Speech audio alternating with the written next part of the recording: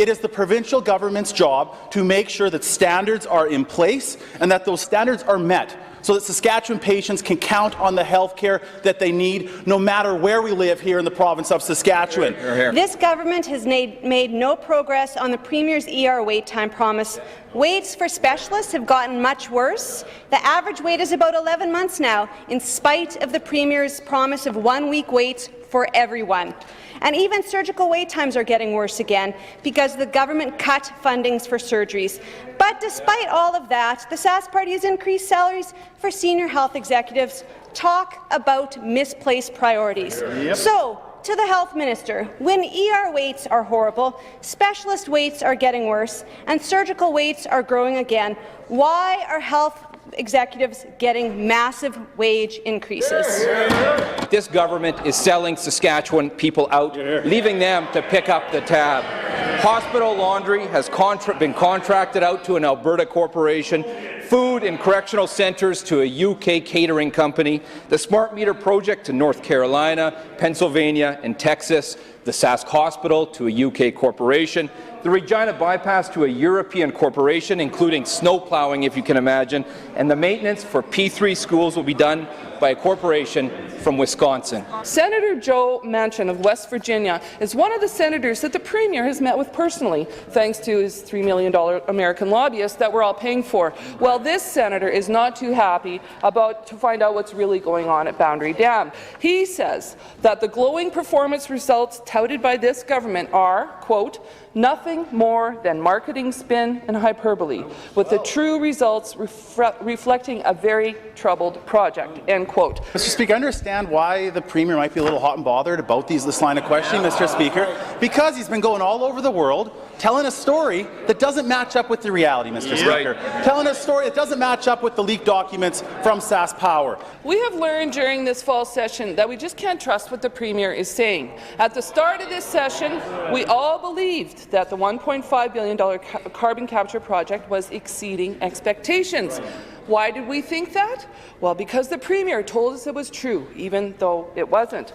That as a result of the political mess created by the SAS Party, Mr. Speaker, not SAS Power, but the SAS Party, what's going to happen is they're going to start paying more on their power bills, Mr. Speaker. They're going to pay more on their power bills, and that's thanks to the Saskatchewan Party, Mr. Speaker. They look at the private health care services that they're promoting. It's going to cost people more money out of their pockets, Mr. Speaker. On June 24th, the Premier promised that the government would formally apologize for the 60 scoop. He said that would happen in late summer or the fall, but it's now winter. We've heard from many people affected by the 60 scoops, including First Nations Métis leaders who haven't heard a thing from this government. To the Premier, why not? Hear, hear. What they should be really writing is a throne speech. We would have really appreciated a throne speech. We come back here for 25 days and we have no idea what this government's plan is. We get bills that are copies of our ideas, but here we have a member who will stand up, ask a question. A question is, where's the throne speech? The Sask Party inherited a fortune and they raked in record revenues, but they've blown through all that money, racked up a mountain of debt, and now they're putting up a bunch of for sale signs. Yep. This government's own survey shows that Saskatchewan people want our current hybrid liquor system fixed, but we don't want to sell over half of our public liquor stores. And that's what this government is doing because they're broke. We can improve what we have. We can improve selection. We can improve more fridges. We could have growler stations and promote local craft brewers. We could put liquor kiosks in grocery stores. We don't need for sale signs to do any of the things that the minister's talking about. Right now, the SAS Party government has more than 120 people working in healthcare whose sole job it is to promote lean. Wow. These are just the lean promoters who work within the Kaizen promotion offices. Right. And the SAS Party has more than 120 of them working in our healthcare system. Meanwhile, Mr. Speaker, they're eliminating 150 frontline positions, including nurses and care aides here in Regina, and making cuts to healthcare throughout our province. How can the Premier possibly justify such misplaced priorities? Hear, hear. That Premier has at least 120 lean promoters in healthcare, but he is content to chop frontline workers who actually deliver patient care. That is not acceptable. The costs at University of Regina escalated about 4.5% this year. This government gave them an increase of just 1%, and then in the summer, the Sask Party chopped that in half. Here's what President Timmins said at a recent U of R town hall, quote, we got a call in the summer that said we would have to return money to the government. She also said, quote, coming to the university halfway through the year to recover money does not seem fair. Setting aside the highly questionable location chosen by this government for the bypass, my question to the Sask Build Minister is, will he admit that the capital costs, operation costs, maintenance costs and rehabilitation costs of the Sask Party's P3 rent-a-road bypass scheme is going to cost Saskatchewan taxpayers more than $100 million than a traditional, straightforward approach? In many of the care homes, including places like Cudworth and Circle Drive in Saskatoon, residents who ring a call bell are still waiting 30 minutes for someone to come and check on them. 30 minutes, Mr. Speaker. That is not acceptable. We're joined by several family members and former frontline workers who are sick and tired of this government's inaction when it comes to the seniors' care crisis. Lynn Emerson is here today. Her mom is 101 years old. She lived in a care home in Wolseley and now lives in a care home in Indian Head.